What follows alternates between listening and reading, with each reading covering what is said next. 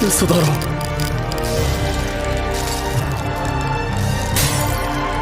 せ。や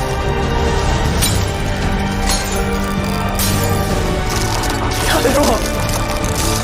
やめろ。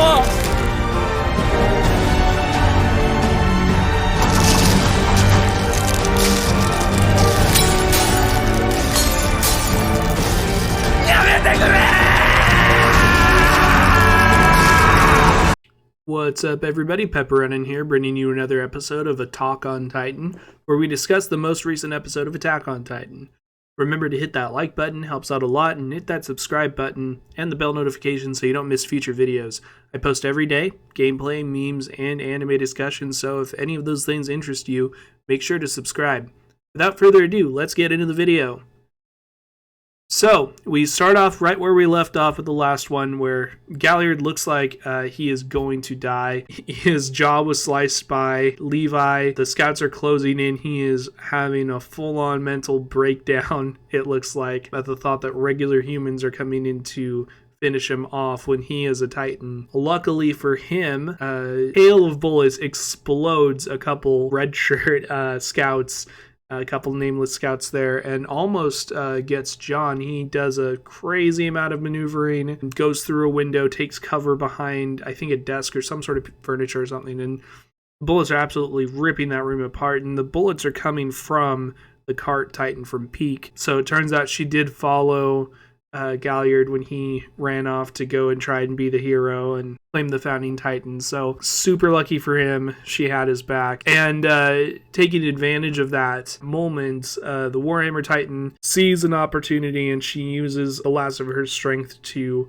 basically impale and incapacitate Eren's Titan. She almost actually manages to kill him. He ends up blocking one of the spikes she produces with his arm and uses hardening so that it doesn't go through his nape. But yeah, so Eren looks like he's out of commission at first. You know, and shortly after that, Reiner's armored Titan hands emerge from the ground, and Falco comes out of him. But then he goes right back in and sees Reiner in just this depressed state, just looking at him like, and remembering his conversation with Eren, where he had that mental breakdown saying that he wanted to die, and because he notices that he's not quite healing the way he should be, and then remarks that as long as he has the will to live, even unconsciously, his Titan powers should be healing him. And then that's when he realizes, oh, he doesn't have the will to live. So he goes off and tries to get some help. He runs right into Magath, who's telling him to get the hell out of there before they both run into Gabby. But while Eren's impaled, Zeke appears. You know, we were kind of expecting that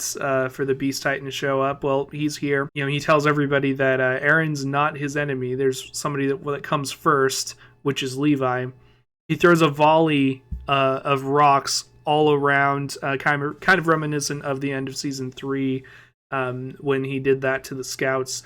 Luckily, nobody died. At least nobody important died during that volley. Levi is off hiding somewhere. He's got a stopwatch on, so he's very clearly waiting for a specific time to come out and challenge Zeke. And Eren tries to take a bite out of the crystallized Warhammer Titan, but he realizes that he can't and just completely destroys his jaw.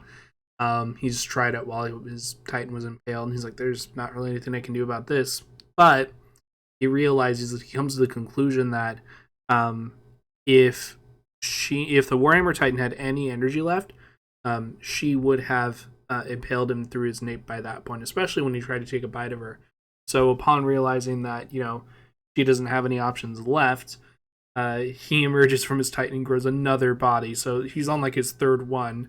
To everybody's surprise, that he has that much stamina that he can just go through all those different Titan transformations and still seem relatively high in energy, which is absolutely insane. And the other crazy thing too is how analytical Eren has become, because Season 1 to Season 3 Eren, mostly Seasons 1 and 2, he was definitely not that person. He would just charge in recklessly. He was kind of like Galliard, and I think those parallels are on purpose, but it really shows how much he's changed where he's able to break down a situation like that and figure out really crucial information just by being really attentive and thinking before he acts. So really good character development there for Eren.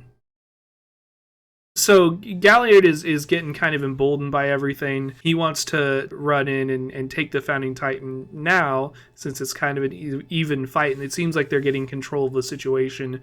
But Pieck reminds him that specifically because they have that control, he shouldn't just run in recklessly like that they can kind of stand back and control the situation. They're controlling the battlefield. The Marleyan military is surrounding them on all sides. The Navy's coming in. There's not really any reason to rush it. And not to mention the fact that the scouts are using ODM gear, probably are just about out of gas with all their crazy maneuvering that they've been doing. So they really should just watch Zeke's back. That's when we cut to Marley's Navy. So the Navy's closing in, and they see this small dinghy off to the side. One of the naval commanders, yells at it to get out of the way. And it's housing a single cloaked figure. And who is that cloaked figure? It is Armin. We get to see him transform into the Colossal Titan. And from a distance, it looks like that whole Navy was basically nuked. You see ships flying hundreds of feet into the air. You see just buildings getting demolished, people getting crushed. Armin blows what Eren did, the civilian casualties that Eren inflicted, he blows that completely out of the water. It's just an insane transformation, insane ability of the Colossal Titan. It really was not an overstatement to call it a god of destruction back in one of the earlier episodes when the generals were describing it. He basically wipes out their navy in one fell swoop.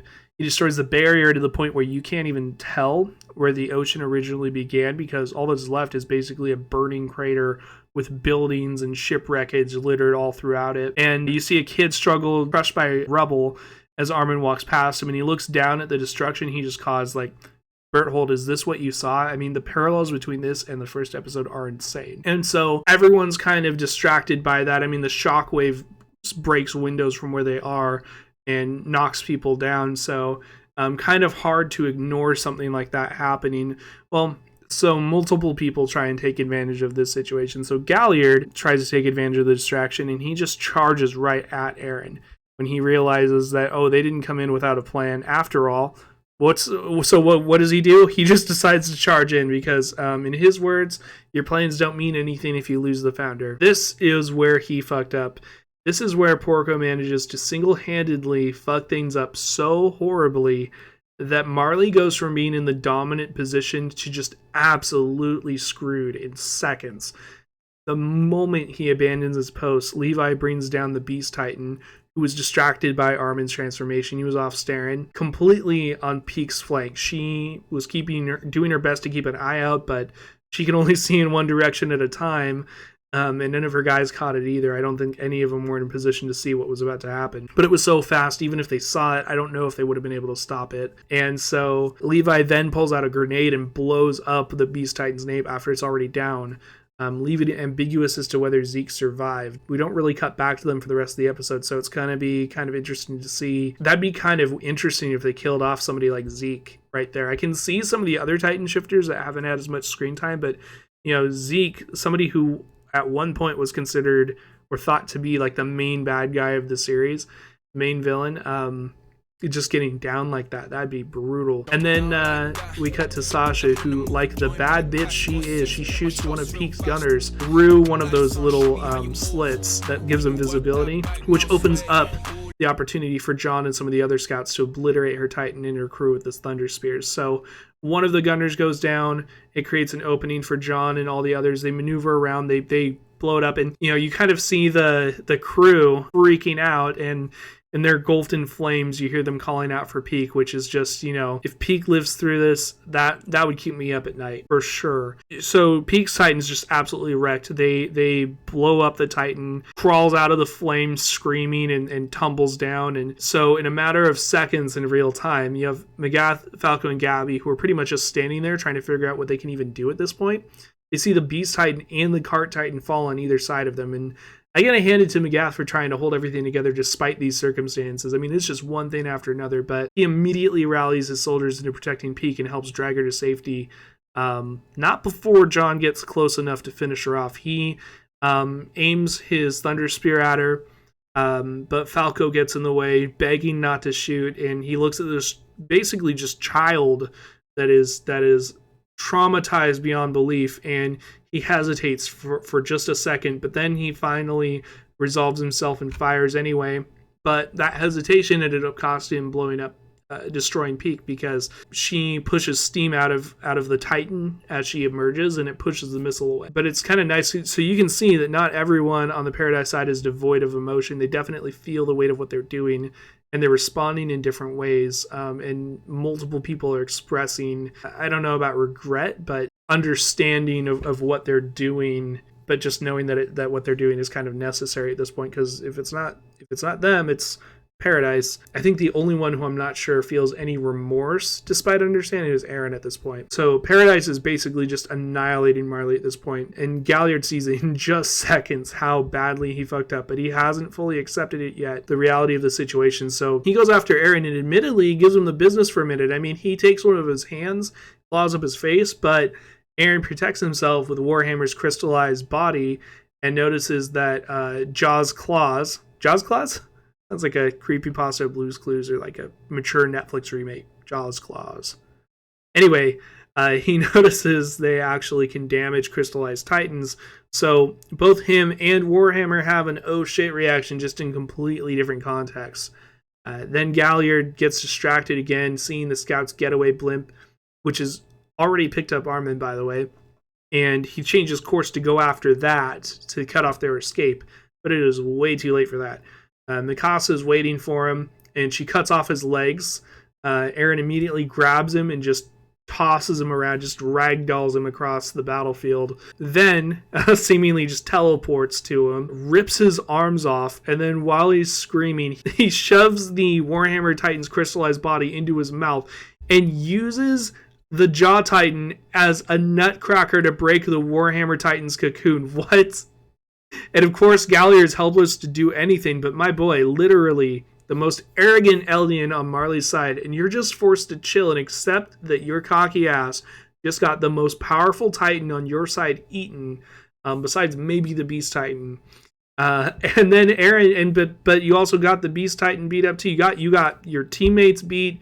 You got everybody, every single Titan shifter that was up at the moment that you decided to do that is now down and or dead. And then Eren just slams him into the ground for a solid minute, just taking his time before going to bite into his nape. And just as he's about to take that bite, Reiner finally emerges from the ground. A depressed boy was sitting there waiting to die, having completely given up the will to live, but Falco and Gabby kind of brought him out of it. He still wants to die, but at least now he's going to try and at least stop Eren's rampage. Their constant screaming was irritating him, and eventually he kind of stood up and he's like, why won't you just let me die in peace?